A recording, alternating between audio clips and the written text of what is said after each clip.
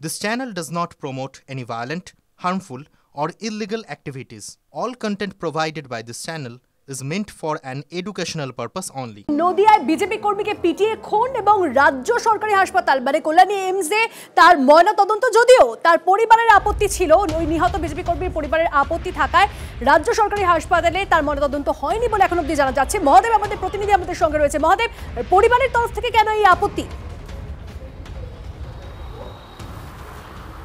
দেখো, পরিবারের পক্ষ থেকে যেটা আপত্তি করা হয়েছিল, যেহেতু তিনি তাদের পরিবারের সদস্য বলছেন যে বিজেপি কর্মী, তারা পরিবারটা বিজেপি করেন এবং সেক্ষেত্রে তদন্তের ক্ষেত্রে কোনো গাফিলতি হতে পারে বা তদন্ত লোপাট করার একটা চেষ্টা হতে পারে, যে কারণে প্রথম থেকে তারা দাবি করেছিলেন যে কেন্দ্রীয় কোনো হাসপাতালে সেটা ময়নাতদন্ত করার জন্য, এবং সেক্ষেত্রে কল্যাণীর এইমসে তারা ময়নাতদন্তের জন্য আবেদন করেছিলেন এবং আদালতে আবেদন সেই মঞ্জুর হয় এবং আজকেই গতকালকে শক্তিনগর জেলা হাসপাতালে তার মৃতদেহ নিয়ে আসা হয় এবং সেই মর্গে তার মৃতদেহ ছিল।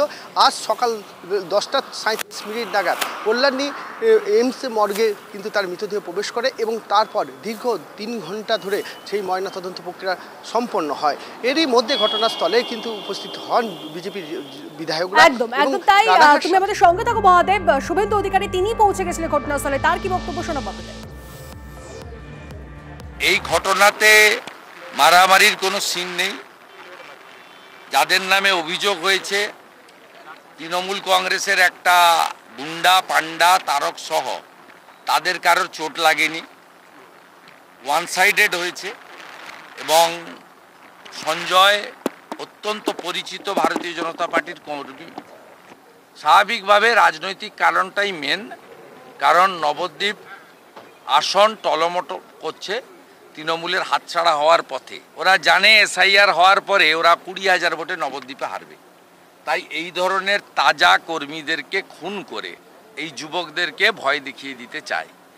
4 জনের বিরুদ্ধে এফআইআর হয়েছে, তাদেরকে এখনো পর্যন্ত গ্রেপ্তার করা যায়নি বা উদ্যোগ নেওয়া হয়নি। এর মধ্য দিয়ে প্রমাণিত রাজনৈতিক রং দেখে, ধর্ম দেখে পশ্চিমবঙ্গের পুলিশ কাজ করে। আর একবার আপনাদেরকে জানিয়ে রাখি, নবদ্বীপে বিজেপি কর্মী তাকে পিটিয়ে খুন এবং তার কল্যাণী এইমসে ময়নাতদন্ত হয়, তাকে রাজ্য সরকারি হাসপাতালে ময়নাতদন্ত হয়নি কারণ পরিবারের তরফ থেকে আপত্তি ছিল। তৃণমূল মুখপাত্র তন্ময় ঘোষ এই মুহূর্তে আমাদের সঙ্গে রয়েছেন। তন্ময়বাবু, নিহত বিজেপি কর্মী তার কল্যাণী এইমসে ময়নাতদন্ত হলো, কিন্তু রাজ্য সরকারি হাসপাতালে নয়, কারণ পরিবারের আপত্তি ছিল।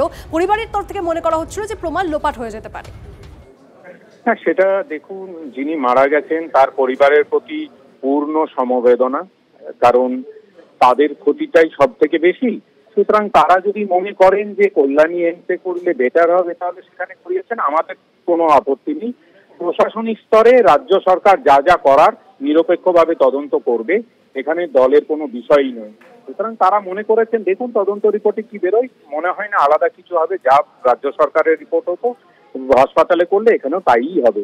প্রশাসন নিরপেক্ষ তদন্ত করবে, দলীয় স্তরে কোনোভাবেই তার হস্তক্ষেপ করা হবে না। বেশ, অনেক ধন্যবাদ আমাদের সঙ্গে কথা বলার জন্য। কংগ্রেস নেতা অধীর রঞ্জন চৌধুরী, তার সঙ্গে আমরা কথা বলেছিলাম, তার বক্তব্য শোনাবো। তার টুকরো দেহ পাওয়া যাচ্ছে। বাংলার মুখ্যমন্ত্রী আপনার তরফ থেকে একবার তাদের বাড়ি পরিদর্শনের বা আপনার তরফ থেকে একবার তাদের জন্য সহমর্মিতা, সহানুভূতি প্রকাশ করলে কি আকাশ ভেঙে পড়তো? আদিবাসী শুধু ভোট দেবে আপনাকে? তারা আসামিকে চিহ্নিত করেছে, পুলিশ করেনি। তারা আসামিকে চিহ্নিত করার পর সে আসামিকে ছাড়িয়ে দিয়ে গেছে তৃণমূল নেতা, পরে জনতার চাপে পুলিশ অ্যারেস্ট করেছে।